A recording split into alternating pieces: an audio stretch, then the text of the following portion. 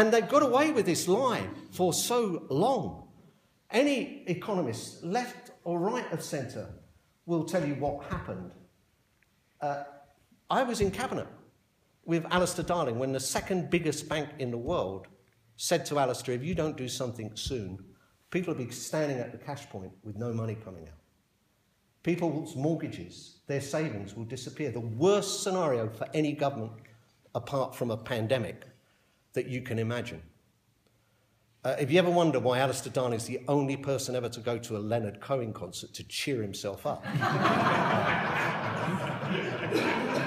read his book. And when Alistair said, well, what do you mean soon? What do you mean? Next month? Next week? 3 hours we had. We sat round that cabinet table, and you know, everywhere around the world except here, the person who's credited with stopping that recession becoming a depression a la the 30s was Gordon Brown. He led the G21 countries into saying, look, if we don't do this, if we don't bail out the banks and if we don't deal with this issue that's going around the world, this is going to be an absolute disaster. Of course we bailed out the banks. The alternative would have been ridiculous. And we introduced the car scrappage scheme to get manufacturing going again. And we introduced the Future Jobs Fund to get 18 to 24-year-olds into work. And we reduced VAT for a year to get people spending again. So by the time this is the other big lie, by the time this government came in, they didn't inherit a recession and deliver growth. It's the other way round. They inherited growth, 4 successive quarters of growth, and they had a very strong annual growth rate of around 2.5%. And they delivered, all bar the skin of their teeth, a double-dip recession. This country lost its AAA rating for the first time in our history. If it happened under us, you'd never stop reading about it in the papers. And how did Osborne respond? He responded by saying, we're going to get debt down, we're going to get borrowing down, we're going to eradicate the fiscal deficit in one parliamentary term. A vain, glorious, stupid commitment to make. Failed on every single respect.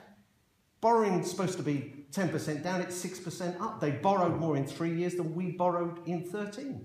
Debt rising faster than any country in the world except Spain. Remember that poster at the last election?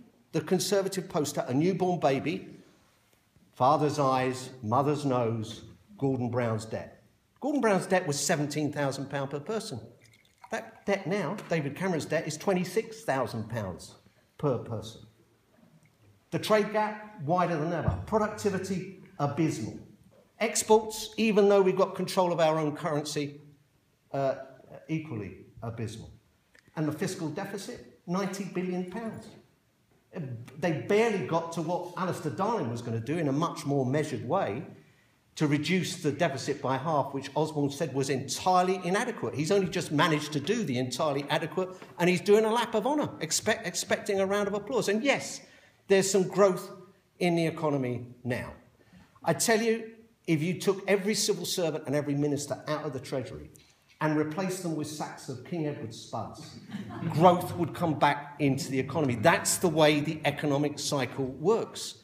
The trick is to do it like all the other countries that suffered a fiscal deficit, to get growth going, get the tax revenues in, and then you'll see the fiscal deficit reducing. And that's been his big failure. And we have to point this out. And I know it's not stuff you can do in a soundbite on the doorstep. They're saying you maxed out, Labour maxed out on the credit card, as if you run a country like you run your domestic affairs. You wouldn't have mortgages if you took the Conservative advice. They say don't give the car keys back to the driver who drove it into the ditch. They're easy sound bites. But during the election campaign, we have to address that, and we have to show. We have to tell people the truth. And as David and I found in the pub, I mean, no one like David to march up to 4. They looked to me like dockers, but I was a bit wary of going near them. But David went up and gave them a lecture on economic policy, and they said, great, and they understood it. And people do understand these things. Then, it's the Tories' wish is that it's too complicated for people. It isn't. We have to make that effort. So, I am optimistic. Some of my colleagues think optimism is an eye disease, but I am optimistic, and I am optimistic about the result of the election. And those polls this morning, polls come and go, but they are very, very encouraging.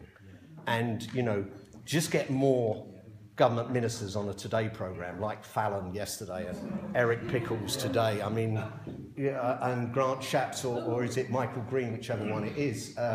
Get them in front of the media, because it does us the world of good. And I think what's going to happen is, because of your energy, because of the effort you're putting in for people like David, and this is replicated around the country in the seats we have to win, and I do consider this now, Gainsborough, to be a marginal now that David's here.